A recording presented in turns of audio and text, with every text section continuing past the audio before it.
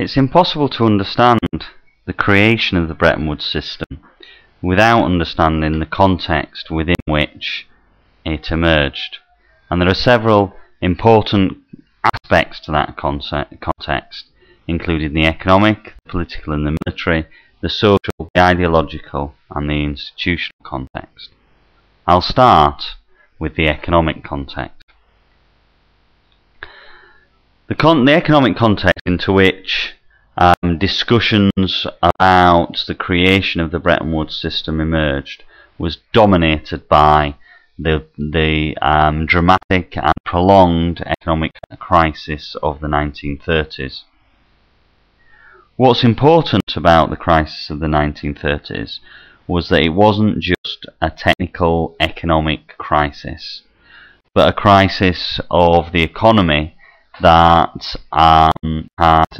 profound political and social dimensions, and economically led to the widespread questioning of the future of capitalism as a social system from a number of different angles. However, from one particular perspective, the social democratic perspective, the crisis of the 1930s led to the formation of a coherent set of ideas, particularly adopting newly published ideas associated with Keynes. Remember, Keynes published his general theory of employment, prices and money in the mid-1930s, but had become more and more prominent in policy-related debates about economics in the period since around 1919. Keynes was at the post-First World War conference in Versailles and argued strongly in a text called The Economic Consequences of the Peace that the Versailles Peace Conference had failed, and had failed because it imposed punitive conditions on Germany. By the mid-1930s, Keynes was seen to be right on that question. He was also seen to be right in his position in advocating against British maintenance of the gold standard, which had crippled the British and indeed other countries' economies by the early 1930s, and most countries had by 1931 left the gold standard. The crisis of the 1930s also led to an increased awareness of the importance of international leadership, and Charles Kindleberger, among others, argues that one of the reasons that the crisis was so profound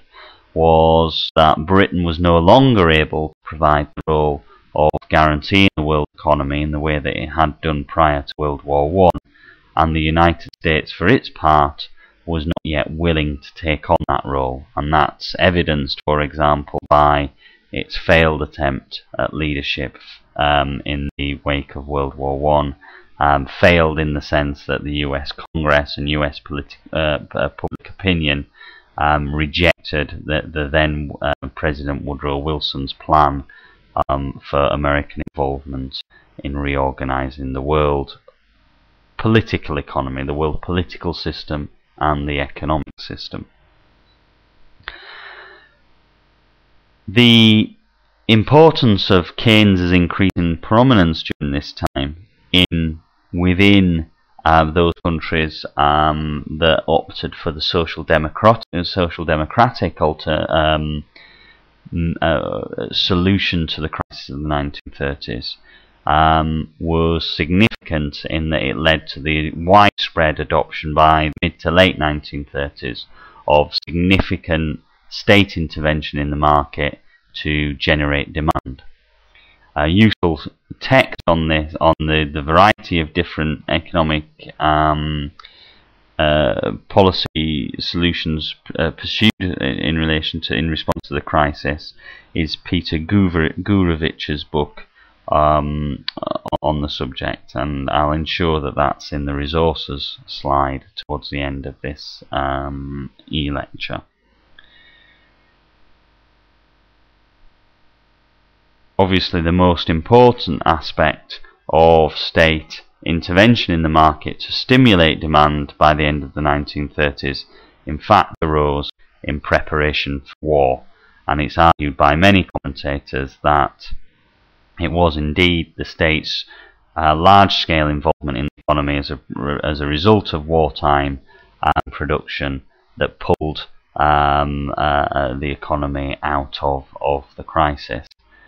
And it's to that element of the context that we now turn. I don't want to talk in a great deal of detail about this aspect of the background to Bretton Woods, but it is important to note a few seminal facts. Firstly, that the war with the Axis powers in many ways represented a conflict between, on the one hand, an alliance between a social democratic explanation and prescription for how the crisis of the 1930s might be resolved, in alliance with a socialist prescription for how that crisis might be resolved, against, on the other hand, a fascist position on how that crisis might be resolved.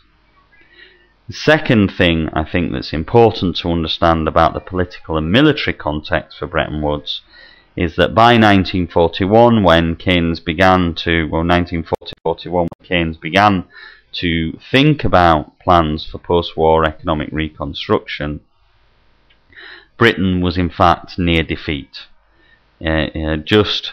had the Dunkirk evacuation of continental Europe, which, if you remember, involved every boat that could possibly sail crossing the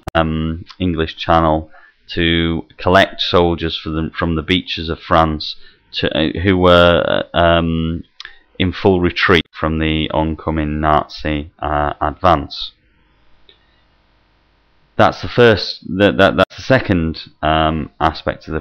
political and military context. The third, of course, is that in 1940-41, the United States is still not involved in the Second World War,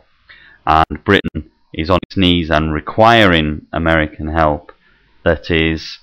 forthcoming in the end, but certainly not without ties, and Britain had to work very hard indeed to secure that American involvement and American support. So that's an extremely important aspect of the context for the negotiations and discussions about Bretton Woods. The third aspect of the context that I want to draw your attention to is the social context.